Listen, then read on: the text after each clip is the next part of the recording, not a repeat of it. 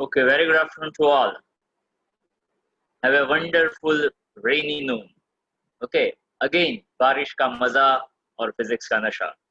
Of course मेरी आवाज का भी. Okay, तो इसी नशे को थोड़ा आगे बढ़ाते हैं, इसी इंजॉयमेंट को थोड़ा आगे बढ़ाते हैं. चैप्टर 6 के अंदर हमने लास्ट टाइम देखा था सेल्फ इंडक्टेंस. ओके, उसके बाद अब आएगा म्यूचुअल इंडक्टेंस और वहां पे उसका पॉइंट आएगा. सेल्फ इंडक्टेंस अगर समझा है तो म्यूचुअल इंडक्टेंस भी समझ में आ सकता है. हमने उसी का पॉइंट लास्ट टाइम डिस्कस किया हुआ था. सेल्फ इंडक्टेंस का बेस पॉइंट था 5 proportional to I. Mutual inductance का भी वैल्यू है 5 प्रोपोर्शनल टू आई. बट ध्यान ये रखना फॉर द सेल्फ इंडक्टेंस एक ही लूप, खुद का करंट, खुद का फ्लक्स. म्यूचुअल इंडक्टेंस में ध्यान रखना है कि फ्लक्स एक का है, करंट दूसरे का. और उसी बात को अगर हम ध्यान से समझेंगे तो ही आपको समझ में आएगा mutual inductance between two solenoid, जहां पे एक बड़ा सोलेनॉइड है और उसके अंदर एक छोटा सोलेनॉइड हमने रखा हुआ है. So you can imagine like that कि मान लो कि ये एक सिलेंडर है और एक दूसरा सिलेंडर है. ये सिलेंडर है, उसको हमने कोई एक बड़े वाले सिलेंडर के अंदर रखा हो. एक में अगर आप करंट पास करो तो उसका मैग्नेटिक फील्ड दूसरे को इफेक्ट करेगा, या तो ये बड़े वाले में करंट पास करो तो उसका मैग्नेटिक फील्ड अंदर वाले को इफेक्ट करेगा. तो उसको यहाँ पे हम कहने वाले हैं reciprocity theorem. Okay, if you remember it, यहाँ पे कुछ कुछ बेसिक से पॉइंट्स फिर से मैं बता दूं. अगर होमवर्क किया होगा तो ही वो आपको बात पता होगी. यहाँ पे एक सबसे पहला सबसे सिंपल सा पॉइंट याद हो तो आपने ऐसा देखा होगा, L is equals to N pi by I, जहाँ L को कहते हैं self inductance. Same way M is equals to pi by I कह सकते हैं. यहाँ पे अगर मैं M21 कहता हूँ तो मैंने याद रखने के लिए कहा था 21. एंड आई इंसिस्ट कि आप ये नंबर्स वाले किस्सों को ही याद रखिए, ताकि M21, M12, 51 by I2, 52 by I1 वो आपको हेल्प करेगा कोई न्यूमेरिकल को समझने में, एज वेल एज थ्योरी को याद रखने. जनरली नोट्स के अंदर या तो टेक्स्ट बुक के अंदर वहां पे ऐसा नहीं देते हैं, they just given as a 5 by I. पर हम उसको डिफरेंशिएट कैसे करें? तो ऐसे डिफरेंशिएट करने से, जैसे कि सिंपल 5 by I हो तो self inductance 5 by I1, 5 by I2, 5V by IA, मतलब AB ले लो, 12 ले लो, PQ ले लो, XY ले लो. पर पैर में लेते हैं तो पता चलेगा कि वो म्यूचुअल इंडक्टेंस की बात कर रहे हैं और सीधा सीधा फ्लक्स, सीधा सीधा करंट, यानी हम सेल्फ इंडक्टेंस की बात कर रहे हैं. ओके, ये अगर पता होगा, कुछ क्वेश्चंस में आपने देखा होगा तो ही आपको पता चलेगा. सबसे पहले आज मैं पार्ट 2 का लास्ट टाइम का कोई क्वेश्चन था जिसका डाउट था. आई थिंक मुझे बताएं कि चैट के अंदर क्या क्वेश्चन डाउट था लास्ट टाइम. एक सेकंड आया मैं. That's part 2 question 3. ओके, तो वो होमवर्क में दिया था तो पहले उसका मैं डिस्कशन कर दूं कि पार्ट 2 क्वेश्चन 3 में ऐसा तो क्या है जो को नहीं समझ में आया. ओके, वैसे एनसीईआरटी लिखा है, मतलब ये टेक्स्ट बुक का इलस्ट्रेशन हो सकता है. Part 2 question 3 answer value is wrong may be. Okay, see वो पीएम को तो आप इग्नोर कर ही सकते हो, मतलब प्रिंटिंग मिस्टेक वो आप इग्नोर कर सकते हैं. जनरली भी फोकस ऑन दैट कि क्वेश्चन के अंदर क्या दिया हुआ है और क्या मेथड आपको अप्लाई करनी है, तो आपका काम जो है वो काफी अच्छी तरह से आसानी से हो जाएगा. एंड जनरली आई प्रेफर कि आपको एक स्टेप से दूसरे स्टेप में नहीं पता चलता है तो जनरली आप ऐसा ही करिए. जनरली आप ऐसा ही करिए कि ये स्टेप के बाद ये नेक्स्ट वाला स्टेप अपने हिसाब से क्या लग रहा है कि क्या आना चाहिए. तो ऐसा सोचने से शायद आपको आइडिया है वो सही तरीके से आ सकता है. So that's simplest one. Okay, I hope अगर वो आपका क्लियर हो चुका हो तो मुझे बताइएगा. दो अलग अलग स्टूडेंट्स है, I hope both the same doubts कि यहाँ पे पार्ट 2 जो मतलब ये जो 3 नंबर का क्वेश्चन है उसमें भी कोई थर्ड पोर्शन है, वहां पे कोई डाउट है ऐसा है, देख लेते हैं. Square loop of side 10 cm radius 0.70 ohm is placed vertically in the east-west plane. A uniform, okay, a uniform plane. A uniform magnetic field at 0.10 Tesla is set up across the plane in the northeast direction. So, देखो ये एक छोटा सा question था किसी का कि यहाँ पे हमने ऐसा कैसे मान लिया 45 डिग्री? क्योंकि देखो ये ईस्ट वेस्ट प्लेन बोला और ईस्ट वेस्ट प्लेन के अंदर यहाँ पे कौन सा डायरेक्शन बोला? तो नॉर्थ ईस्ट डायरेक्शन। ओके, अब ये जो दो चीजें हैं ना उसको थोड़ा सा समझने का आप ट्राई करिए कि सबसे पहले ईस्ट वेस्ट प्लेन,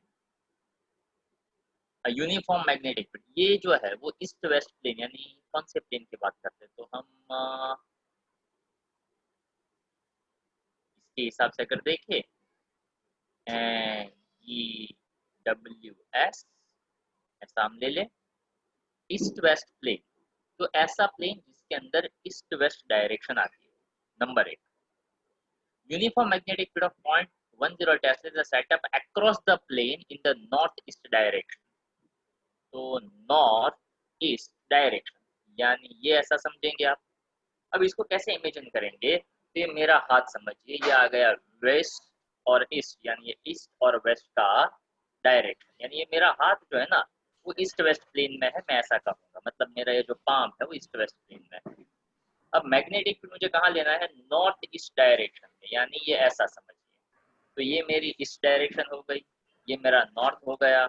तो यहाँ पे ये जो प्लेन था ना इसको 3D में समझिए, तो ये यहाँ पे इसके साथ जो एंगल बना आता है ना, एंगल जनरल किसके साथ होता है? तो मैग्नेटिक फील्ड लाइन और ये जो प्लेन है उसका एरिया वेक्टर।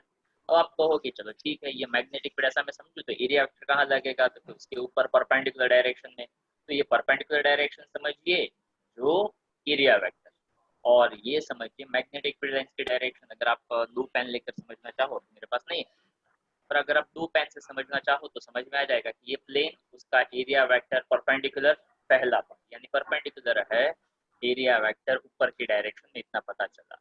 यानी ऐसा समझिए, नॉर्थ डायरेक्शन में ले लेता हूँ इस प्लेन के कॉन्टेक्स्ट में, तो यहाँ पे एरिया वेक्टर और ये मैग्नेटिक फील्ड की डायरेक्शन, मतलब ऐसा समझिए कि ये प्लेन हो और ऐसे बहुत सारे फील्ड लाइंस है वो ऐसे निकल रही है, मतलब इस प्लेन में से ऐसे क्रॉस करके निकल जाएगी, तो 45 डिग्री है वो बन जाएगा। ओके, सो फर्स्ट क्वेश्चन जो आपका था उसको ऐसे आप समझिए, फिगर से आपका आइडिया जल्दी आ सकता है। The magnetic field decreases to zero in 0.70 second at the steady rate, मतलब ये ग्रेजुअली यानी एक स्पेसिफिक तरीके से वो डिक्रीज हो रहा है स्टेडी रेट से। So determine the magnitude of the induced EMF and the current during this time interval, यानी EMF मिल जाएगा तो E by R, R यहाँ पे दिया हुआ है, B by R कहो, सॉरी I फाइंड करना था, हाँ तो I is equals to V by R या तो E by R, तो EMF मिल जाएगा डिवाइड बाय रेजिस्टेंस कर दो तो आपको करंट मिल जाएगा, and that current is also known as induced current. ठीक है, तो देख अब क्या क्या फाइंड करना था, तो क्या भाई चाहिए ईएमएफ, ईएमएफ के लिए क्या रिक्वायरमेंट है? तो क्या फ्लक्स बा, जैसे D phi by D T, तो जरूरी नहीं है कि यहाँ पे फ्लक्स टाइम के हिसाब से ही वेरी होता हो ऐसा दिया जाए, पर अलग अलग वैल्यू से भी हो सकता है। मैग्नेटिक फील्ड गिवन है तो के हाँ यार गिवन है 0.10 टेस्ला, एरिया गिवन है तो के हाँ गिवन है, साइड्स दिया हुआ है, but be careful, centimetre, tesla, ohm, second, यानी एम के इसमें होना बहुत जरूरी है। सबसे पहला मैग्नेटिक फील्ड आ गया, उसके बाद ये एरिया आ गया, ये 45 डिग्री कैसे आता है तो वो मैंने बता दिया, तो आपका पाई रेडी हो गया। पाई चेंजेस डिक्रीज हो रहा है ना 70 सेकंड्स के अंदर, तो D phi by D T यानी क्या दे देगा वो आपको? ईएमएफ दे देगा। ठीक है, तो देखिए उसके हिसाब से D phi by D T लिखा तो ऐसे ही जाता है, but change in flux with respect to time you will have a EMF.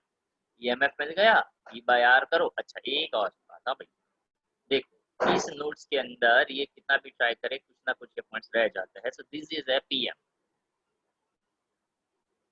Okay, तो आपके पास फिजिकल कॉपी हो ना हो प्लीज इसको एल मत समझिएगा, उसको आई समझ लीजिएगा।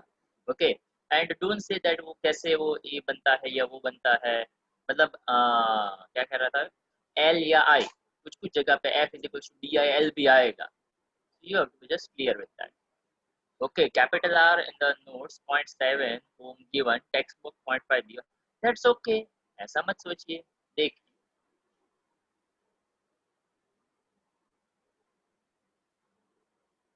again I clear your doubts, हाँ, मान लो कि ये क्वेश्चन मैंने एग्जाम में पूछा, यहाँ पे मैं 20 कर दूं, यहाँ पे मैं 50 कर दूं, यहाँ पे मैं 15 कर दूं और यहाँ पे मैं 0.80 कर दूं, तो कितने लोगों को ये क्वेश्चन एग्जाम में नहीं आएगा?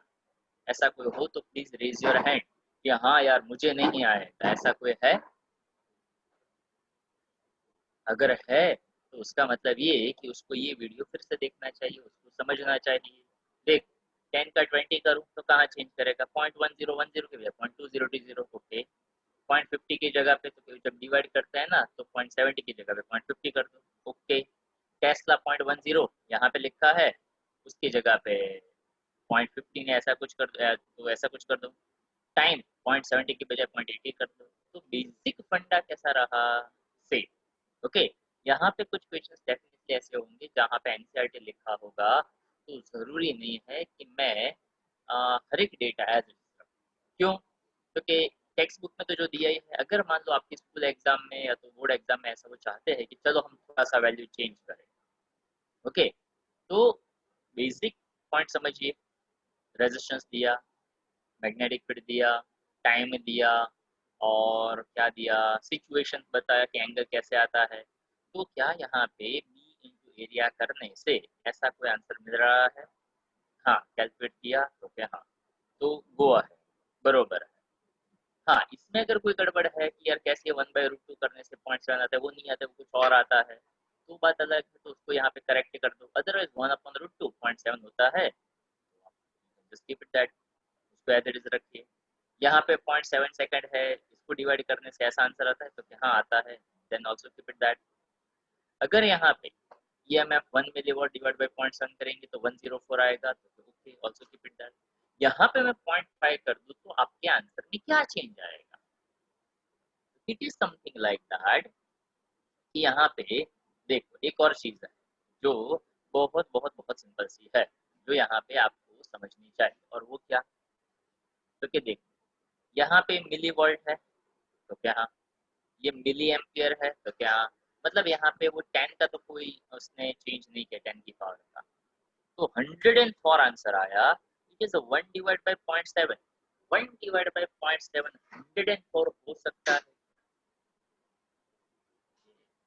चेक कर, 7/10, हाँ, 10/7, ओके, 10/7 कितना होता है? तो 1 पॉइंट 3 बचेगा, 7 3 7 4 चलेगा, 1.4 इंटू 10⁻³ आता है। ओके, तो यहाँ पे 104 है, तो 104 is not the right answer. तो स्टूडेंट्स को जनरली क्या करना चाहिए, जो हम बार बार कहते हैं, ओके, कि यहाँ पे ये 104 नहीं है, दिस इज 1.4। ओके, तो वहाँ पे दिमाग लगाए। पर अभी स्टूडेंट्स भी ये वेरिएशंस देने के बावजूद भी स्टूडेंट्स क्या करते हैं, they just directly learn 1 divide by 0.7 104। अरे वेट अ मोमेंट, सोचो तो सही, इस बात का ध्यान रखिए, आपका काम आसान है। और अभी भी इन लोग काफी लोगों ने अगर नहीं चेंज किया हो तो प्लीज करेक्ट इट। 104 कैसे भी करने से आंसर आता नहीं है, 1.42। ओके, और जब भी ऐसे कोई क्वेश्चन हो तो टेक्स्ट बुक के साथ भी कंपेयर कर लिया करो कि वहां से हमने कोई चेंज किया कि नहीं किया, चेंज किया तो कहाँ पे कितना चेंज किया। अगर हम वहां पे 0.7 की बजाय 0.5 दे दिए तो आंसर थोड़ा अलग आ सकता है। तो उस पॉइंट को समझिए, इसको कहते हैं समझ।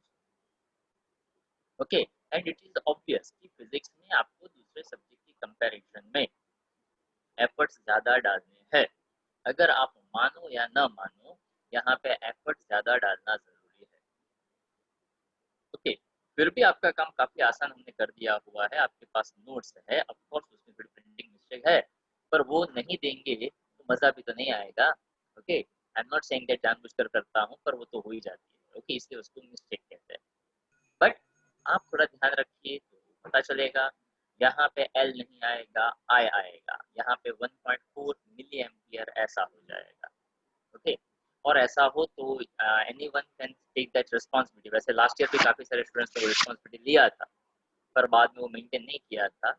देखो, मैं तो अपने हिसाब से सही बना था, पर ये जब बनता है तो वहाँ पे कुछ कुछ मिस्टेक्स रह जाती है। आप जितना अच्छी तरह से पढ़ते हो उतनी अच्छी तरह से मैं नहीं पढ़ पाता हूँ, वो फैक्ट है। क्यों? क्योंकि that is about the proof reading. Proof reading के लिए मुझे एक एक लाइन पढ़नी पड़ती है, पर हमारे से ज़्यादा आप लोग ज़्यादा पढ़ते हो। तो ठीक, कोई भी एक स्टूडेंट को रिस्पॉन्सिबिलिटी ले ले कि फर्स्ट चैप्टर में कहाँ कहाँ प्रिंटिंग मिस्टेक हुई, सेकंड में कहाँ हुई, थर्ड कहाँ, फोर्थ कहाँ।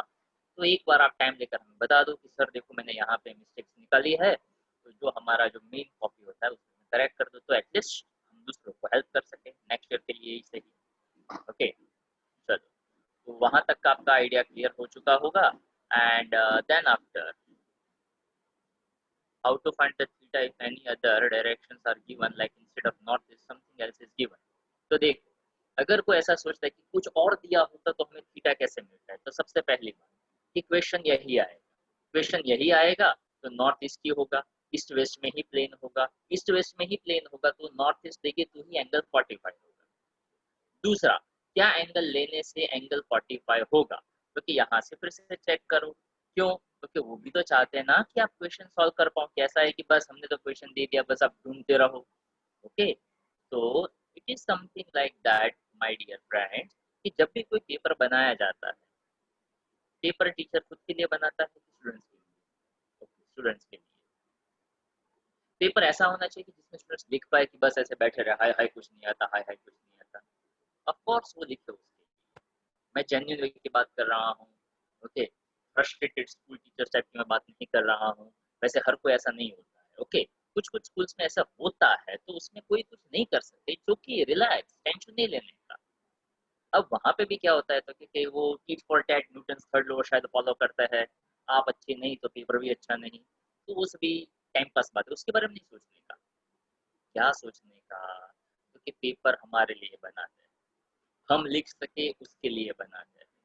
क्वेश्चन के अंदर हिंट वो देते ही है, हमें वो हिंट फाइंड करना आना चाहिए। अगर मैं ऐसा कहता हूँ कि मैंने ईस्ट वेस्ट डायरेक्शन का प्लेन लिया, मैं ऐसा लिया तो एंगल कितना आया, 45। ओके, और कोई जगह जहाँ पे एंगल 45 आ सकता है कि हाँ, ये लो, ऐसा प्लेन था तो मैं मैग्नेटिक फील्ड तो ऐसे भी तो घुसा सकता हूँ ना। कैसा एंगल बना, तो क्या एरिया वेक्टर तो ऊपर ही बन रहा है ना, तो क्या हाँ, तो ये भी एंगल कितना बना, 45। दूसरा, अगर वो 45 नहीं देना चाहते तो बता देंगे कि मैग्नेटिक फील्ड लाइंस ने एरिया वेक्टर के साथ 30 डिग्री एंगल बनाया, एरिया वेक्टर ने मैग्नेटिक फील्ड लाइन के साथ 60 डिग्री एंगल बनाया। क्यों? क्योंकि क्वेश्चन हम सॉल्व कर पाए इसलिए बनाए जाते हैं। तो क्वेश्चन के अंदर हिंट हो सकता है। दूसरा तरीका, अगर मान लो मैंने प्लेन नॉर्थ साउथ डायरेक्शन में रखा, तो नॉर्थ साउथ डायरेक्शन यानी एरिया वेक्टर, एरिया वेक्टर इस डायरेक्शन में होगा, तो उसके लिए भी तो ये ऐसा बनाएंगे नॉर्थ ईस्ट वाला, तो 45 हो गया ना। हाँ हो गया। क्यों? क्योंकि भाई पहले किस्से में ये वाला एंगल 45 बन रहा था जब ईस्ट वेस्ट प्लेन था। अब नॉर्थ साउथ प्लेन, ओके, अब नॉर्थ ईस्ट में ही मैग्नेटिक फील्ड, ओके ओके, पर इसका एरिया वेक्टर अब कौन है, तो इसका एरिया वेक्टर अब ई वाली डायरेक्शन है, मैग्नेटिक फील्ड तो यहीं पे है, तो ये एंगल फाइंड करो। अरे यार, ये एंगल हो चाहे ये एंगल हो, एंगल क्या बना, 45 ही तो बना। तो यहाँ से क्वेश्चंस को एक बार देखने से, समझने से, आप उसके आजू बाजू वाले पॉइंट्स के ऊपर भी फोकस कर सकते हैं। So that's a good question कि हमें कैसे पता चलेगा एंगल क्या है। तो पहली बात, हमें एंगल पता चले ऐसा ही हिंट होता है। नंबर 2, आपको देखना है प्लेन कौन सा है, उसका एरिया वेक्टर कहाँ है। नंबर 3, मैग्नेटिक प्लेन की डायरेक्शन क्या दी गई है, उसके हिसाब से आप अपना एंगल है वो निकाल सकते हैं। ठीक है, चल, तो आई होप आगे का 1 2 3 जो है वो आप 1 2 जो है वो आपका क्लियर ही रहा होगा। पहले थोड़ी म्यूचुअल इंडक्टेंस की बात है और उसके बाद आज थोड़े पार्ट 2 के क्वेश्चंस हम देखेंगे। ओके, तो यहाँ पे सेल्फ इंडक्टेंस देखा था, तो क्या हाँ, उसके बाद सेल्फ इंडक्टेंस फॉर सोलेनॉइड वो देखा था, तो क्या हाँ, L is equal to mu 0 n square E by L। If you remember it, वहाँ पे ये करने का तरीका वैसे अब यहाँ पे जो मैं लिखता हूँ ना, उसके बाद जैसे मैं वो चेंज करता हूँ तो वो यहाँ से वो करेक्शन निकल जाते हैं। तो जब भी आपको बताया जाए क्लास के अंदर, तब आपको वो करेक्शन उसी मोमेंट पे कर देने का, अदरवाइज लिख लेने का कि क्वेश्चन में इस लाइन में ऐसा है। ओके, उसके बाद वैसे देखो, जितना जिसका 100% अटेंशन उतना उसको ज्यादा फायदा होगा। जितने अटेंटिव रहोगे उतना आपके लिए फायदेमंद रहेगा। क्लियर? दूसरी बात, ओके, जो नोट्स की मैंने बात किया था, तो मैंने आपको आई थिंक मैसेज में भी क्लियरली कहा था कि those who are interested to collect their notes, okay, तो एटलीस्ट इन्फॉर्म, ताकि मुझे नहीं पता है कि किसके घर पे अवेलेबिलिटी है, वो घर पे ही प्रिंट आउट निकलवा लेते हैं, जिसको बाहर निकलना नहीं अच्छा लगता है। और घर पे प्रिंटर हो और नहीं निकलना हो तो भी आप लेने आ सकते हो, ऐसा मैं नहीं कह रहा हूँ कि मत आइए, but if you are willing to come and collect your copies, at least inform me, ताकि मुझे पता चले कि मैं कितनी कॉपीज निकालूँ। रीजन इज वेरी क्लियर कि आपकी जो कॉपीज है वो नेक्स्ट ईयर मैं नहीं यूज करता। क्यों? क्योंकि नेक्स्ट थोड़ा उसमें अपडेट्स मैं देता हूँ, कुछ नया ऐड करता हूँ, कुछ पुराना निकाल देता हूँ। सो आई विश कि ज़्यादा से ज़्यादा कॉपी जो है वो यूटिलाइज हो और मिनिमम जो कॉपीज है उसका ही वेस्टेज। तो those were interested to come and collect your copies, कल मैं हूँ क्लास पे, दैट्स अ ट्यूसडे। ओके, तो कल 2 बजे से लेकर शाम के 5:30 बजे तक हूँ मैं। तो सैटेलाइट ब्रांच से जो आने वाले हैं, those were still interested, please inform me, तो मैं आपकी नोट्स है वो प्रिंट आउट करके रेडी रखूँ। और धरणीधर वाले जो स्टूडेंट्स है उसको मैं कहूँगा, मैं वेडनेसडे को वहाँ पे आने वाला हूँ। टाइमिंग जो है मैं आपको बाद में बता दूंगा। Okay, but please at least inform. Okay, और बहुत सिंपल सी बात मैंने आपको पहले भी कही थी कि वह आप धरणीधर साइड रहते हो तो भी सैटेलाइट इतना दूर नहीं, मतलब it's not like east west direction, it's just 4 to 5 kilometre. Okay, and if you want it immediately on the same day तो आप सैटेलाइट ब्रांच तक भी आ सकते हो, उस बहाने आपको हमारा क्लास देखने का मौका मिल जाएगा। ओके, और कभी कभार आप आ सकते हो वहाँ पे बस नोट्स कलेक्ट करने के लिए। अभी तो कब हम मिलेंगे वो तो बहुत दूर की बात है। Okay, but please at least inform me कि हाँ मैं आने वाला हूँ तो मेरी कॉपी निकलवा के रखिएगा। ओके, तो please inform me in advance. आगे के चैप्टर्स के लिए भी ये मेरी इंस्ट्रक्शंस दिमाग में रखिएगा कि यार मेरे को चाहिए, मेरी प्रिंट आउट रेडी रखिएगा। ओके, या तो आप मुझे बोल सकते हो कि सर मैं हर वक्त प्रिंट आउट लेने आने वाला हूँ, जितने स्टूडेंट्स आए हैं उसको मैंने नोट डाउन इसलिए करवाया कि एटलीस्ट मुझे पता चले कि यार इतने स्टूडेंट्स तो लेने आएंगे। तो जब भी आओ तो मुझे बता देना कि सर हम हर वक्त जो भी प्रिंट आउट है सभी लेने आने वाले हैं, तो आप ही के लिए करते हैं। ओके, बट एटलीस्ट वेस्ट ना हो उसका हम ध्यान रखें। म्यूचुअल इंडक्टेंस हमने देखा, यहाँ पे पी और एस का मतलब मैंने समझा, जिसको हम कहते हैं प्राइमरी एंड सेकेंडरी। दो कॉइल ऐसे भी ले सकते हैं, दो सेपरेट कॉइल भी ले सकते हैं, एक में करंट पास कर रहा है, एक में गैल्वेनोमीटर रखा हुआ है। पी का मतलब प्राइमरी, एस का मतलब secondary. Primary having less number of turns, just show here. हाँ, ये उल्टा पुल्टा भी कर सकते हैं, मतलब प्राइमरी में नंबर ऑफ टर्न्स ज्यादा, सेकेंडरी में नंबर ऑफ टर्न्स कम, ऐसा भी आप कर सकते हैं। ओके, आई होप आवाज जो है वो आपको क्लियर सुनाई देती होगी। अगर उसमें कुछ प्रॉब्लम हो तो प्लीज मुझे बताइएगा। चलो, उसके बाद यहाँ पे देखो ये जो नोट्स है वहाँ पे 5 प्रोपोर्शनल टू है, थोड़ा बहुत टेक्स्ट बुक से सिमिलर रखने का ट्राई किया है, बट काफी सारी जगह पे स्टूडेंट्स है ना वो डिफ्रेंशिएट नहीं कर पाते हैं, बाइफरकेट नहीं कर पाते हैं कि कहाँ मुझे टेक्स्ट बुक के अकॉर्डिंग लिखना है, कहाँ मुझे टेक्स्ट बुक से अलग लिखना है, कहाँ मैं अलग लिख सकता हूँ और कहाँ मैं अलग नहीं लिख सकता। अगर आपको वो प्रॉब्लम है तो आप एक बहुत ही सिंपल सा आइडिया लगा सकते हैं। नंबर 1, जनरल केस में अगर कोई थोड़ा टिपिकल टाइप का डेरिवेशन, मतलब जिसके अंदर हमें कोई ज़्यादा अपने खुद की दिमाग जो है उसका यूज़ नहीं करने थे, जिसमें कोई वेरिएशंस की पॉसिबिलिटी नहीं है। ओके, हाँ, चलो, अब देख, यहाँ पे जो हमने देखा उस बात को थोड़ा सा आगे बढ़ाया। वैसे देखा जाए तो अभी तक का जो पढ़ा है ना, अभी तो जो मैंने आज के लेक्चर में जो बताया, वो अगर आपने रिवाइज नहीं किया है, अगर वो अपने दिमाग में नहीं रखा हुआ है, तो ये आज का जो क्वेश्चन है नो बाउंस ही जाएगा। क्यों? क्योंकि अगर वो समझा है तो ही आपको हेल्प करेगा, एंड दैट्स वाई वो पूरा का पूरा अच्छी तरह से वो दिमाग में हो, वो बहुत ज़रूरी है, मतलब वो दिमाग में वो रिविजन हो, वो बहुत ज़रूरी है। ठीक है, चलो, एक और चीज थी इंडक्टेंस। देखिए म्यूचुअल इंडक्टेंस जो है वहां पे बहुत एक सिंपल सा पॉइंट है वो लेना है। म्यूचुअल यानी दो कॉइल के बीच में किस तरह से वो इंडक्टेंस है वो डेवलप होता है। तो यहाँ पे एक सोलेनॉइड लिया है, बड़ा सोलेनॉइड, एक लिया है छोटा सोलेनॉइड, एक के अंदर दूसरा सोलेनॉइड वो रखा हुआ है। वैसे यहाँ पे ये जो फिगर दिया है वो डार्क जो पोर्शन है वो बड़ा सोलेनॉइड है, डॉटेड है वो छोटा सोलेनॉइड है, ऐसा समझ सकते हैं। दूसरा तरीका यहाँ पे दिया हुआ है, ये रहा। ओके, तो देखिए ये यहाँ पे अलग अलग फिगर्स जो है वो म्यूचुअल रिटर्न्स के लिए दिए हुए हैं, उसकी अलग अलग अरेंजमेंट्स बताई गई है। जहाँ पे ये वाला जो है कि एक कॉइल है, ये दूसरा कॉइल है, यहाँ पे देख सकते हो नंबर ऑफ टर्न्स इसमें और इसमें दोनों में सेम लिए हुए है। पर यहाँ पे अगर शॉर्ट डिस्टेंस है तो यहाँ पे आप देख सकते हो कि जो मैग्नेटिक फील्ड लाइंस लिंक्ड हो रहा है वो थोड़ा अलग तरीके से है, और लार्ज डिस्टेंसेस है वहाँ पे मैग्नेटिक फील्ड लाइंस एक दूसरे से साथ कैसे इंटरेक्ट करेगा उसका आइडिया देने का ट्राई किया हुआ है। प्लस ये जो फिगर है वो जैसे मैंने बताया था कि ये एक कॉइल, ये दूसरा कॉइल, इसमें छोटा कॉइल, इसमें बड़ा कॉइल।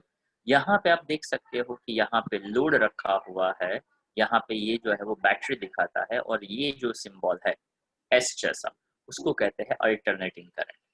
यानी यहाँ पे हमने करंट देना चालू किया, जैसे ही हमने करंट दिया यहाँ पे वो मैग्नेटिक फील्ड जनरेट करेगा, और इसकी ये जो मैग्नेटिक फील्ड लाइंस है वो इसमें से पास होती है, मतलब बाजू वाले में से वो मैग्नेटिक फील्ड लाइंस पास हुई। So there is a change in a flux in this coil and that gives us a EMF। यहाँ पे गैल्वेनोमीटर है वो कनेक्ट किया हुआ है, तो ये उसका एक आइडिया देने का यहाँ पे ट्राई किया हुआ है। प्लस आप ऐसा भी समझ सकते हैं कि ये बहुत सिंपल, बहुत बेसिक सा फिगर हो गया। एक रेजिस्टेंस ले लिया, यहाँ पे बैटरी ले लिया, पॉजिटिव से नेगेटिव गए, यहाँ पे पहला कॉइल था, ये दूसरा कॉइल है, यहाँ पे सिंपल मैग्नेटिक फील्ड। आप देख सकते हो ऊपर वाला और नीचे वाला दोनों में नंबर ऑफ टर्न सेम लिए हुए हैं, अलग भी ले सकते हो, सेम भी ले सकते हो, बट सिंपल सी क्लियर कट बात अगर है तो वो ऐसी है कि यहाँ पे दो कॉइल ऐसे बाजू बाजू में थे। एक कॉइल था जिसके नंबर ऑफ टर्न्स N2 का है, एक के कॉइल N1 का है, पर यहाँ पे कॉइल 1 जो है उसकी वजह से ये रेड लाइंस क्रिएट की। तो उसका मतलब क्या है, क्योंकि उसका मतलब ऐसा है कि यहाँ पे ये जो B1 है जिसने अपना मैग्नेटिक फील्ड दिया, and if you notice that यहाँ से I1 करंट आया।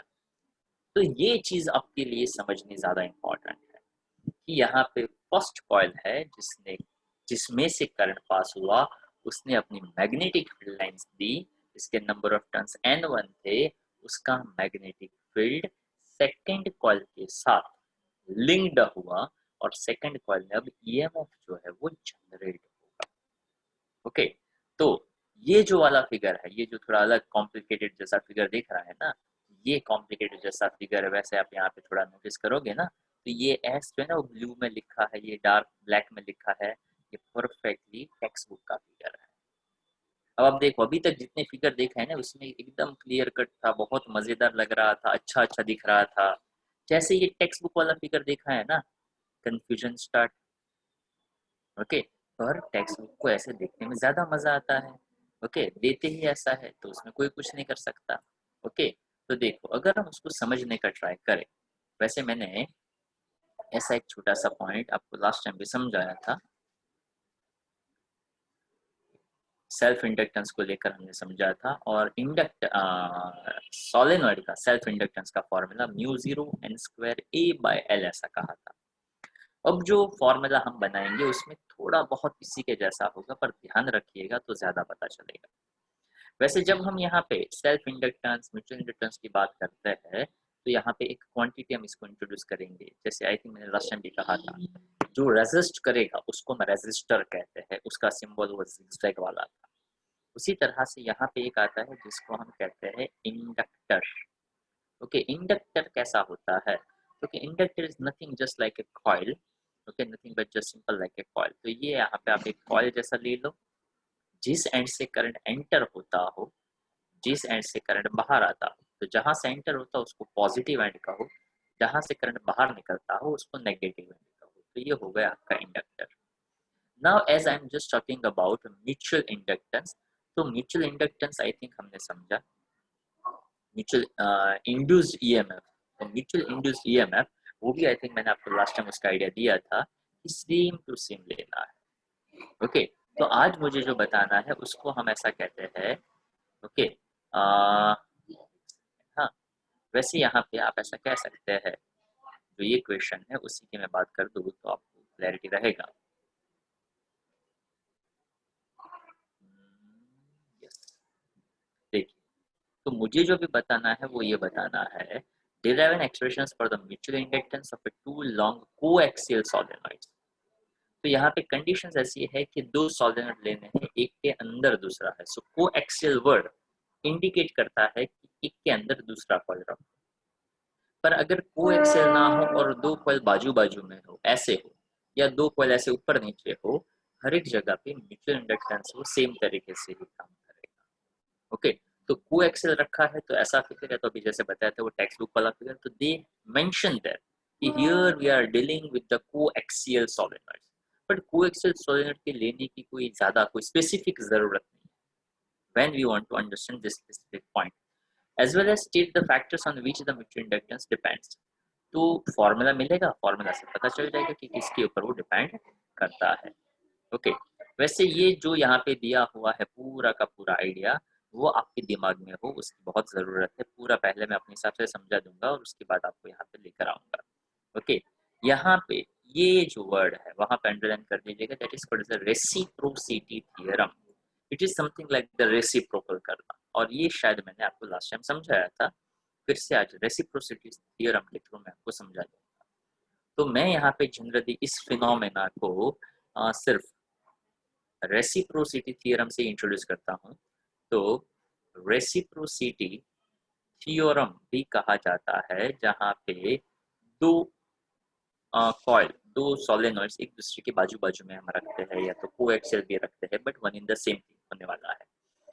तो यहाँ पे हम कैसे उसको बताते हैं, तो कि हम ऐसे बताना ट्राई करते हैं। मैं यहाँ पे नंबर्स के साथ ज़्यादा इंट्रोड्यूस करता हूँ ताकि दिमाग में क्लैरिटी रहे। व्हेन आई से M12, तो याद रखने का तरीका है कि भाई M self inductance phi by I, तो चलो मैंने लिख लिया phi by I. But if it's M12, so I have to mention M1 I2, पहला पॉइंट। ओके, यहाँ पे आप ऐसा भी कह सकते हो, the same question show that M12 is equal to M21।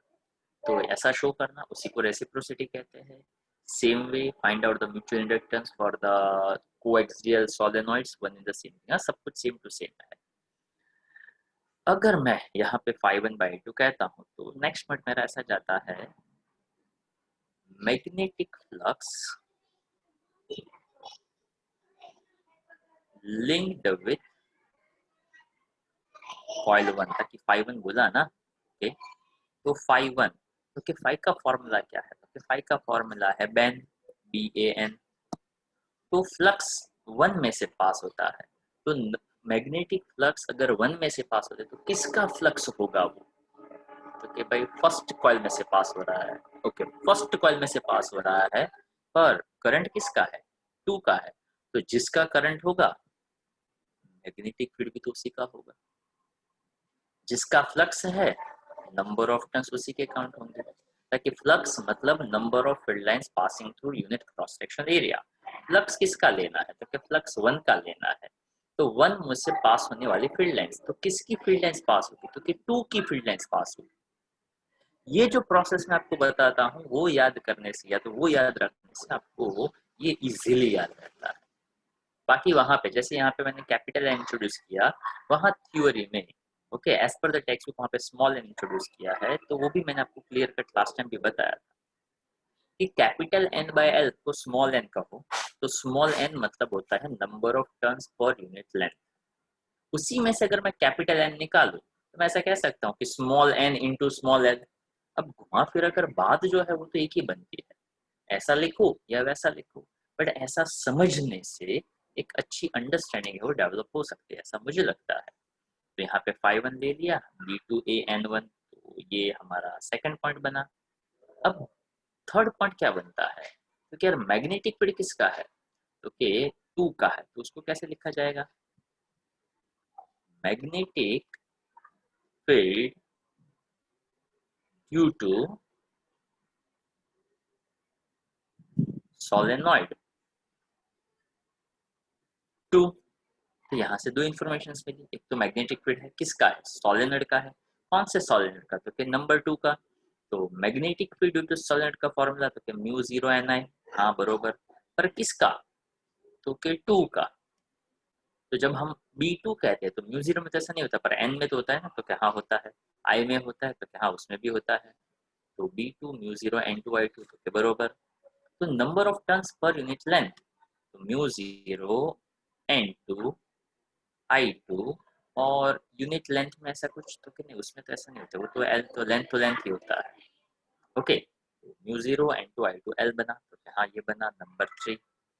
पर आपकी रिक्वायरमेंट क्या है, तो क्या आपकी रिक्वायरमेंट तो M12 फाइंड करने की है। M12 की रिक्वायरमेंट क्या है, तो क्या phi1 की है। phi1 कैसे मिला, तो क्या B2A N1 से मिला। तो B2 क्या है, म्यू 0 n2 I2 L है। भाई चाहिए क्या आपको, तो क्या यार मुझे तो M12 चाहिए, आप ऐसा कह सकते हो यूजिंग लिखने के लिए, हाँ इक्वेशन 2 एंड 3। तो मुझे लिखना तो ये 2 है, B2A N1, पर 3 कहता है B2 क्या है, तो फिर B2 तो ये है। तो ठीक है भाई, एक काम करो, mu 0 n2 I2 bye L, यानी ये हो गया आपका B2 का value, into A into N1 कर दो। ओके, पर ये तो क्या लिखा है, ये तो phi1 लिखा है, डिवाइड बाय क्या करना पड़ेगा, तो डिवाइड बाय I2 करना पड़ेगा। जैसे ही I2 किया, यहाँ से आइडिया क्लियर कि ये I2 और ये I2 कैंसिल हो गया। तो म्यूचुअल इंडक्टेंस M12 का वैल्यू क्या मिला, म्यू 0 n2 n1 A ऐसा है, तो इसको ऐसे लिखो mu 0 n1 n2 A by L। Self inductance क्या मिला था, capital L, mu 0 n square A by L, ताकि वहां पे नंबर ऑफ टर्न्स तो एक ही के होते थे, यहाँ पे नंबर ऑफ टर्न्स किस किस के हैं, तो first coil as well as second coil. Okay, किसका करंट कोई फर्क पड़ा, तो क्या ना, किसका मैग्नेटिक फील्ड फर्क पड़ा, तो क्या नहीं पड़ा। तो इस फॉर्मूला के अंदर मैग्नेटिक फील्ड किसका है वो आया, तो क्या नहीं, करंट किसका है वो आया, तो क्या नहीं।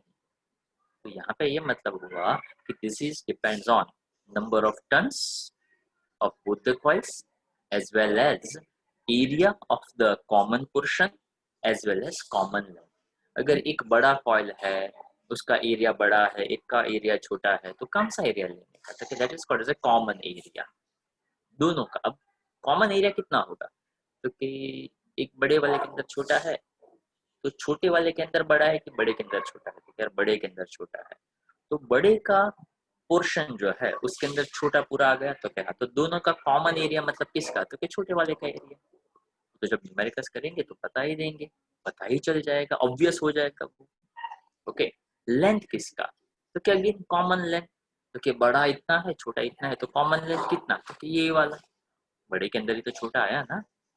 व्हेन वी थिंक अबाउट एक कॉइल के बाजू में दूसरा है, वैसे यहाँ से ये पता चल सकता है म्यू 0 n2। तो अगर मान लो थोड़ा ऐसा कोई डिटेलिंग वाला हो, तो मैग्नेटिक फील्ड जिसका, लेंथ भी उसका, तो यहाँ पे n2 L2 कर दो, यहाँ पे वो L2 मिल जाएगा।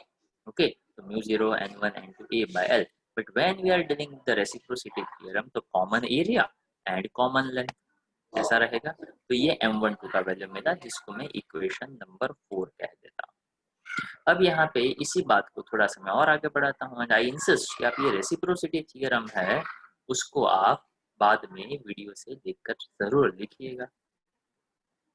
ओके, पहले आप यहाँ पे उसको समझ लीजिए कि हम क्या कहना चाहते हैं। M12 मिल गया, तो क्या, हाँ now we are looking for M21। Okay okay, उसी स्टेप्स को दिमाग में फॉलो करिए। M21 चाहिए तो व्हाट इज M फॉर्मूला, तो कि भाई पहले लिख दो 5/I, 2 1 तो क्या लिखो 2 and 1, तो बरोबर।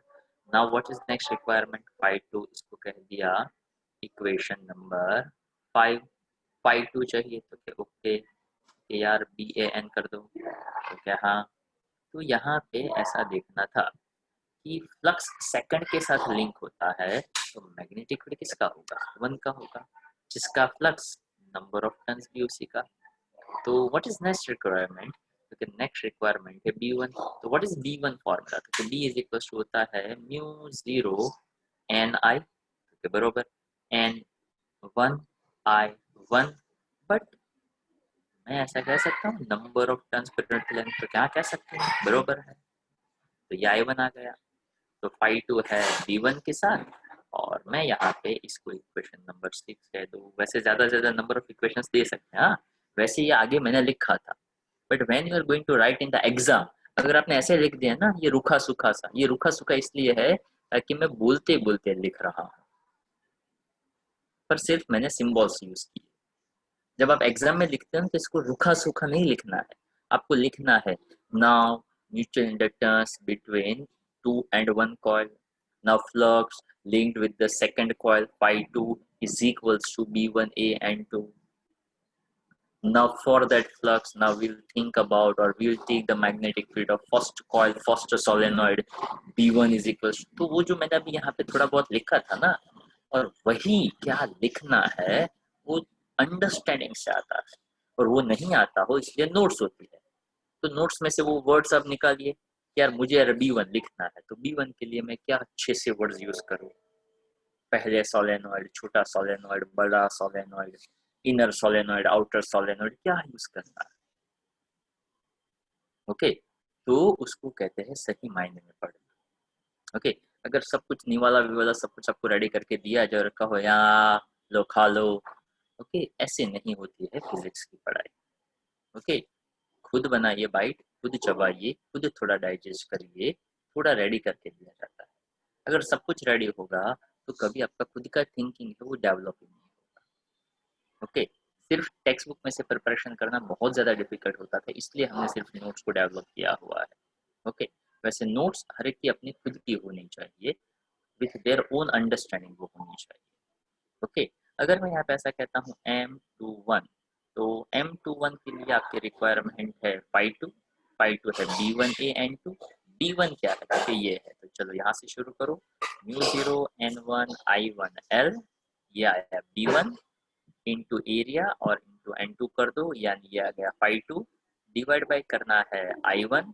जैसे ही I1 किया, यहाँ से आप देख सकते हो ये I1 और ये I1 कैंसिल हो गया, तो यहाँ से आपको M21 का वैल्यू मिलता है mu 0 N1 N2 A by L। इसको मैंने इक्वेशन नंबर 8 कह दिया। ओके, अब कहने के लिए तो आप कोई भी बड़ा नंबर दे सकते हो, इतने ज़्यादा नंबर्स ना दो तो भी इट्स ओके, परफेक्टली फाइन।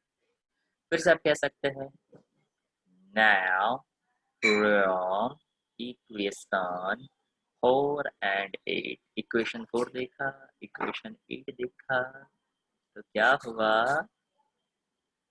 मन में लड्डू फूटा कि M12 and M21 is considered the equal। देख सकते हैं mu0 N1 N2 A by L, mu0 N1 N2 A by L, तो it's true that reciprocity theorem। Okay, तो अगर ये तरीका अच्छा लगता है थोड़ा नोट्स में से प्रिपरेशन करने का, ऑफ कोर्स ये ट्रेडिशनल तरीका है।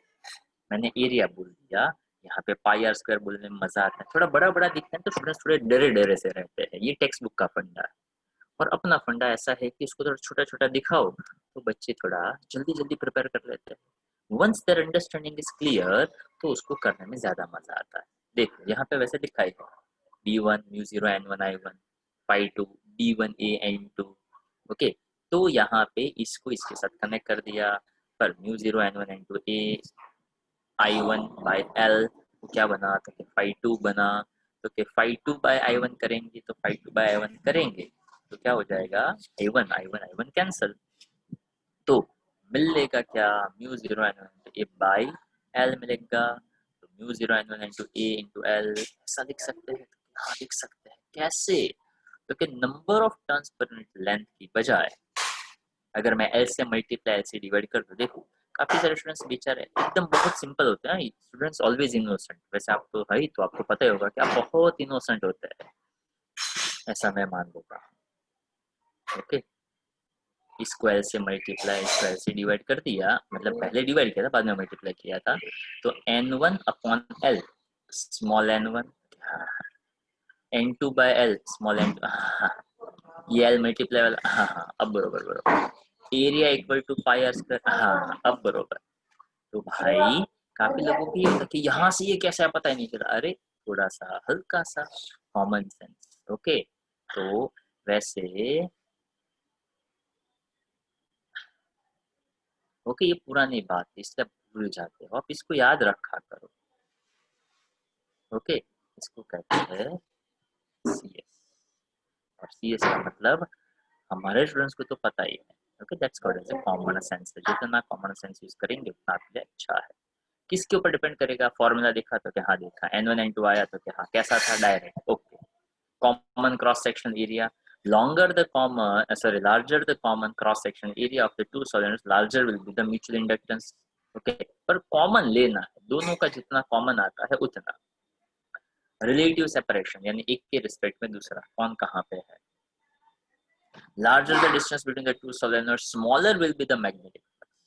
ऑफ कोर्स, सिंपल सी बात, दूर दूर है तो यार ये अपना मैग्नेटिक फील्ड दे बेचारा, पर ये लेने वाला ही दूर हो तो लेगा क्या। ओके, कॉमन सेंस थोड़ा यूज करिए। Relative orientation of the coils, it's very interesting. ये नहीं दिया है फॉर्मूला में, पर ये समझना अच्छी तरह से है कि एक कॉइल ऐसा, दूसरा कॉइल ऐसा, इन दोनों के बीच का जो रिलेटिव ओरिएंटेशन है ना, वो एक दूसरे की कॉइल पैरेलल है ऐसे समझेंगे। ओके, तो यहाँ पे मैक्सिमम म्यूचुअल इंडक्टेंस मिलेगा। जैसे ये एक दूसरे के साथ ऐसे अलग अलग एंगल बनाएंगे ना, इस केस में ये मिनिमम देगा। क्यों? क्योंकि ये ऐसा है तो उसकी मैग्नेटिक फील्ड और इसके क्रॉस सेक्शन एरिया है ना, उसमें वो परपेंडिकुलर बनेगा। परपेंडिकुलर बनेगा मतलब वो ज्यादा से ज्यादा फील्ड पास नहीं कर पाएगा। ओके, तो रिलेटिव ओरिएंटेशन है वो हमारे लिए काफी काम का हो सकता है। लिखा है M is minimum when the coils are perpendicular to each other. Okay, as shown in figure। ये रहा, ठीक है। ये ऐसा था, ये वाला था, उसको आप एक दूसरे के साथ मिक्स कर दिया, यानी वो ऐसा सिस्टम समझिए, या तो ऐसा भी समझिए या तो ऐसा भी समझिए, one in the same thing. Okay, permeability of the core material, that is also fine, mu. Okay, यहाँ पे ये जो 16th वाला है वो थोड़ा एडिशनल है। ओके, वो बाद में करेंगे। 17th भी एडिशनल है, पर काम का है, अच्छा लगता है और करना जरूरी है। ओके, वहां पे वो खत्म हो जाता है। 1 2 3 होमवर्क में दिया था, जो भी आपके डाउट्स है उसमें मैं क्लियर करवाया है। 4th ऑनवर्ड अब मैं क्वेश्चंस कर रहा हूँ, ध्यान से देखते जाइए। ओके, यहाँ पे न्यूमेरिकल्स में मैं बार बार आपको इसलिए कहता रहता हूँ कि ज्यादातर केस से जहाँ पे जैसे आप रेजिस्टर्स की बात करो या तो आप कैपेसिटर वाले क्वेश्चंस की बात करो, वहां पे ऐसा था खुद को सोचना था, डायरेक्टली फॉर्मूला बेस्ड क्वेश्चंस नहीं। ये ज्यादातर क्वेश्चंस डायरेक्ट फॉर्मूला बेस्ड है। ओके, कि क्या करना है, क्या दिया है, चलो फिर भी मैं अपने हिसाब से ट्राई करता हूँ। सर्कुलर कॉइल ऑफ रेडियस, यानी क्या दिया तो एक पहला दिया रेडियस। ओके, मैं अंडरलाइन कर देता हूँ। तो ये आपको करना चाहिए, रेडियस 10 सेंटीमीटर, 500 टन, यानी ये हो गया स्मॉल आर, ये हो गया एन, ये हो गया capital R, plane perpendicular to the horizontal component of earth magnetic field, which is rotated about its vertical diameter through 180 degree in 0.25 seconds, यानी ये थीटा हो गया और ये हो गया आपका time. Estimate the magnitude of the EMF and the current induced in the coil. Horizontal component of earth magnetic field is given। चलो, तो इसको अगर आप प्रीवियस क्वेश्चंस के साथ कंपेयर करो तो कैसा लग रहा है कि करंट मिल जाएगा। कैसे? तो क्या I इक्वल टू E/R, यानी ये R का यूज तो लास्ट स्टेप में करना है, तो क्या इसकी भी जरूरत नहीं है, EMF की जरूरत है। अच्छा, उसके अलावा कुछ पूछा है तो नहीं, उसके अलावा कुछ नहीं पूछा है। तो EMF कैसे मिलेगा? तो कि EMF मिलेगा BA cos थीटा से। तो ओके, तो BA cos थीटा, cos अगर मैं यहाँ पे 180 शायद उसका यूज करूँ तो 180 cos 180 -1 देगा है, या तो EMF में भी माइनस साइन ले लो तो माइनस माइनस प्लस हो जाएगा। तो ऐसा कुछ कुछ मैं सोच सकता हूँ। BA, तो कि BA यानी नंबर ऑफ टर्न्स भी तो दिए है ना, तो BA की बजाय मुझे बोलना पड़ेगा NBA, ताकि नंबर ऑफ टर्न्स दिए है। तो N दिया है तो कि हाँ चलो N का यूज कर लेंगे डायरेक्ट। B, तो कि हाँ यार वो भी डायरेक्ट दिया हुआ है, but it is given as a horizontal component of earth magnetic field, or horizontal component of earth magnetic field, that's a BH equals to B cos theta। हाँ ऐसा, ठीक है। और एरिया, क्योंकि एरिया डायरेक्टली नहीं दिया हुआ है, यहाँ पे दिया है सर्कुलर कॉइल है, रेडियस दिया है। तो रेडियस हो और एरिया लेना हो तो क्या फॉर्मूला बनेगा? पाई आर स्क्वायर। तो अभी ये जो पूरा बोला ना, उसको कहते हैं क्वेश्चन की रिक्वायरमेंट के हिसाब से उसका thought process. EMF BA cos theta, B दिया है, एरिया पाई स्क्वायर लेंगे, कॉस थीटा 180 शायद यूज करेंगे, देखेंगे 5 मिल जाएगा, 5/t करो, 5/t करो यानी ये 0.25, तो 5/t करने से ईएमएफ मिल जाएगा, वो ईएमएफ को इस आर से डिवाइड कर दो, करंट मिल जाएगा। तो अगर हमने ऐसा सोचा, मतलब हमारा थॉट प्रोसेस जो है वो अगर हमने क्लियर रखा है, तो हमारा काफी सारा काम है वो आसान हो सकता है। ओके, जब भी यहाँ पे क्वेश्चंस देखते हो ना, तो thought process is important. Thought process apply करने के बाद जो थॉट दिमाग में आता है उसको न्यूमेरिकल में अप्लाई करो। ओके, पर फिजिक्स ये कहता है कि अगर आपको ऐसा लग रहा है कि पहले हम देखें कि क्या किया गया है, तो पहले थॉट प्रोसेस लगाया, उसके बाद चेक किया कि हाँ जैसा जैसा सोचा वैसा किया है कि नहीं किया है, या तो उसको देख लो या तो आप उसको कैलकुलेट करो। कैलकुलेट करने के बाद एक एक एक एक स्टेप कंपेयर कर लो कि अच्छा इसमें ऐसा किया था, वो मुझे नहीं करना था पर मुझे ऐसा करना है। क्यों? क्योंकि फिजिक्स के न्यूमेरिकल को करने का ये तरीका होता है कि पहले एक थॉट प्रोसेस लगाइए, उसके बाद उसको अप्लाई करिए, उसके बाद क्या किया गया है उसको समझते जाइए और दिमाग में उसको सेट करते जाइए। अगर ऐसी सिचुएशन हो तो हमें उसको ऐसे हैंडल करना होता है। तो see that first of all given data के ऊपर फोकस करेंगे। तो कि यहाँ पे एरिया, तो कि देखो ये यहाँ पे छोटे छोटे पीएम हमारे, एरिया n इंटू 0.10 स्क्वायर, ऐसा कोई फॉर्मूला है? एरिया का फॉर्मूला क्या है?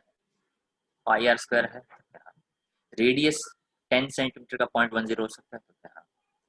तो ये आपने ढूंढा हुआ printing mistake, pi R square. Okay, हाँ तो बरोबर बरोबर। Capital N 500, small T, magnetic field, इतना क्लियर? तो यहाँ क्लियर क्लियर। तो जो यहाँ पे n था, क्या वो यहाँ पे n रहा? तो नहीं, वो तो पाई हो गया। तो ये छोटा सा काम करने से, छोटा सा दिमाग लगाने से वो पता चल जाता है। पर जो लोग सिर्फ देखकर लिखे जाते हैं गाने सुनते सुनते, उसको ये रिजल्ट नहीं मिलता है। वो यहाँ n लिखते हैं, नीचे पाई कर देते हैं, उसको पता भी नहीं चलता कि ऊपर n से पाई कैसे हो गया। तो बी ए कॉस थीटा आ गया, बी आ गया, ए आ गया, कॉस जीरो। कॉस जीरो तो उसके लिए क्वेश्चंस को जनरली हम कहते हैं ना कि क्वेश्चंस को जनरली 2 बार पढ़ा करिए। तो देखो, एक उसने फाइव 1 बनाया, एक उसने फाइव 2 बनाया, वैसे इसको फाइव 1 की बजाय हम इसको फाइव 2 कहेंगे। ओके, जो यहाँ पे भी वो अप्लाई करेंगे। वैसे यहाँ पे बहुत सिंपल सी बात भी आप ले सकते हैं कि ये जो बी ए बन रहा है उसमें यहाँ पे -3 पाई 10⁻⁷ आया, ये +3 पाई 10⁻⁷ आया। ओके, तो अब एकदम सिंपल तरीके से आप सोचेंगे तो भी पता चलेगा कैसे।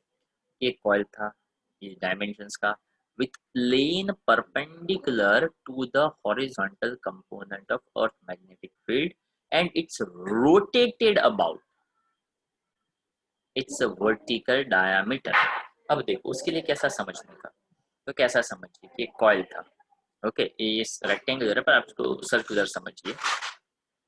Plane perpendicular to the earth horizontal component, तो ये अर्थ हॉरिजॉन्टल कंपोनेंट है, ये मैंने उससे परपेंडिकुलर रखा। तो इन दैट केस क्या मैं कह सकता हूँ, क्योंकि इन दैट केस मैं ऐसा कह सकता हूँ कि magnetic field and cross section area parallel to each other. हाँ, when it's parallel to each other what will be the angle? cos 0। हाँ हाँ बरोबर। चलो, मतलब जो थॉट प्रोसेस लगाया उसमें हम बी ए cos थीटा तक क्लियर थे, पर नया पॉइंट क्या, क्योंकि रोटेटेड वाले लाइन पे हमने वो थॉट प्रोसेस नहीं अप्लाई किया था, तो अब आगे से ऐसा ध्यान रख सकते हैं ये रोटेट हो रहा है। कितना रोटेट हुआ? तो टेंग टेंग टेंग टेंग, ऐसा रोटेट हुआ। तो क्या ऐसा रोटेट हुआ? तो rotated about it's a vertical diameter through 180 degree. Okay, in short 180 degree का रोटेशन हुआ ना? तो हाँ हुआ। तो फ्लक्स चेंज होगा? तो क्या हाँ होगा। पहला मिला उसको फाइव 1 कहा, दूसरा मिला उसका फाइव 2 का हो, तो आपकी नोट्स में यहाँ पे फाइव 1 के बजाय फाइव 2 भी कर दीजिएगा। तो अब estimated value of the EMF, तो ईएमएफ यानी n फाइव 2 बाई फाइव 1, मतलब five 2 minus five 1 by T. Number of turns ले लिए, ये फाइव 2 ले लिया, ये फाइव 1 ले लिया, ये डिवाइड बाई टी कर दिया, प्रॉपर वैल्यू कैलकुलेट किया, पाई का वैल्यू भी डाल दिया। ओके, तो यहाँ से जो मिलेगा वो क्या हो गया? आपका इंड्यूस्ड ईएमएफ हो गया। वो इंड्यूस ईएमएफ हो गया, उसको रेजिस्टेंस से डिवाइड कर दो, क्या हो जाएगा, करंट हो जाएगा। तो यहाँ पे इस क्वेश्चन से क्या सीखने को मिलता है, क्योंकि जो हम सोच रहे थे हमारा 70-80% तक का थॉट प्रोसेस सही जा रहा था, पर रोटेटेड पे हमने फोकस किया तो उसका भी आइडिया आ गया। cos 0 cos 180 का कॉन्सेप्ट, यहाँ पे प्रिंटिंग मिस्टेक है, पाई 1 नहीं है दोनों में, एक में पाई 2 है, वो थोड़ा नीचे जाने से भी पता चल जाता है। अगर किसी किसी के जैसे ऊपर वो एन नहीं था, पाई था, वो थोड़ा नीचे आते हैं तो पता चल जाता। तो जब भी ऐसा कहीं पे रुकते हो ना, तो थोड़ा आगे जाने का और ट्राई करने का कि यार वो सही सही जा रहा है, वो सेम टू सेम फॉलो हो रहा है कि कुछ नया आ रहा है। तो अगर ऐसा करेंगे तो काम आपका आसान हो सकता है। वही चीज मैं यहाँ पे 5th में आपसे करवाना चाहूंगा, ये खुद करिएगा, समझ में 110% आएगा। एक हिंट दे देता हूँ, यहाँ पे ये टाइम T/4 कहाँ है ना, तो उसका कॉन्सेप्ट ये है, ये यहाँ पे है 1 2 3 और 4, 4 रोटेशन में एक सर्कल, मतलब 4 पार्ट में उसका एक रोटेशन कंप्लीट हुआ। तो एक रोटेशन कंप्लीट होने के लिए कैपिटल टी लगेगा। तो 0 से 90 में कितना टाइम, 90 से 180 में कितना टाइम, तो एक सर्कल के लिए टी टाइम कैपिटल टी, तो 1/4 के लिए 90 डिग्री इधर से पूरे सर्कल का 1/4 हुआ, वो T/4 जितना टाइम लेगा। ओके, तो ये मैं आपको होमवर्क में दे रहा हूँ। 5th 6th जो है वो मैं करवाऊंगा, ताकि उसमें ग्राफ है, थोड़ा सा वो आपको कंफर्ट नहीं देगा। ओके, 8 9 है वो भी मैं ही करवाऊंगा। जनरली पार्ट 2 के क्वेश्चंस मुझे अच्छे लगते हैं, ताकि उसमें थोड़ा बहुत जो भी डिफिकल्ट पोर्शन होना चाहिए वो इसमें होता है। बाकी इसके जो एक्सरसाइज के क्वेश्चंस होते हैं वो बहुत ही सिंपल सिंपल से होते हैं। हाँ, जो लोग ट्राई करेंगे उसको लगेगा, हाँ, बाकी जो लोग तो नहीं करते उसको तो सब कुछ ही डिफिकल्ट लगता है। चलो अभी यहाँ तक हम लेक्चर खत्म करते हैं, उससे पहले मैं आपको यहाँ पे छोटा सा होमवर्क है वो देना चाहूँगा, वो मैं आपको दे दूँ। ओके, यहाँ से 3rd और हाँ 3rd एंड 4th, तो देखिए आपका पूरा होमवर्क लिख लीजिएगा। होमवर्क रहेगा पार्ट 1, पार्ट 2 और पार्ट 4 से। पार्ट 4 से आप लिखेंगे 3 4, यहाँ से लिखेंगे 4 5, और पार्ट 1 जो है वहाँ से एक या दो ही क्वेश्चन था, जस्ट चेक दैट कौन कौन सा था वो, म्यूचुअल इंडक्टेंस का ही क्वेश्चन लिखना है, और रेसिप्रोसिटी थ्योरम जो मैंने लिखा है वो भी लिखिएगा, यहाँ पे दिया है वो भी लिखिएगा, तो दोनों का कंपैरिजन जो है वो पता चलेगा कि क्या लिखना है, कैसे लिखना है। 15 नंबर का क्वेश्चन एक ही करना है आपको, 16 तो मैं करवाने वाला हूँ, ठीक है। तो यहाँ पे आपका जो होमवर्क है उसमें पार्ट 1 जो है उसमें 15 क्वेश्चन, ओके, ये 2 बार लिखेंगे,